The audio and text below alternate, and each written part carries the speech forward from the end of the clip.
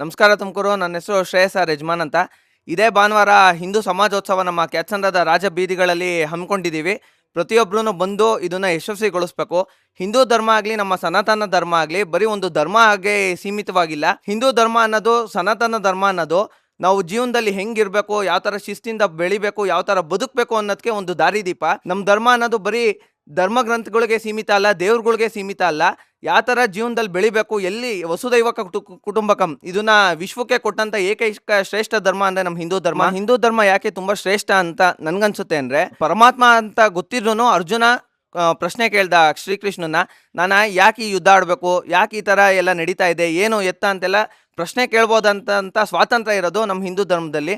ಏನೇ ಪ್ರಶ್ನೆ ಕೇಳಿದ್ರು ಕೃಷ್ಣ ಅದನ್ನ ಪ್ರತಿಯೊಂದಕ್ಕೂ ತಾಳ್ಮೆಯಿಂದ ಉತ್ತರ ಕೊಡ್ತಾನೆ. ಆ ಉತ್ತರದಲ್ಲೇನೆ ಕೃಷ್ಣನ ಆ ಉತ್ತರದಲ್ಲೇನೆ ನಮಗೂ ಎಲ್ಲ ಉತ್ತರ ಇದೆ. ನಾವು ಹೇಗೆ ಜೀವನ ನಡೆಸಬೇಕು, ಬೆಳೆಸ್ಬೇಕು, ಹೇಗೆ ನಮ್ಮ ಜೀವನನ ಉನ್ನತ ಮಾಡ್ಕೋಬೇಕು ಅಂತ.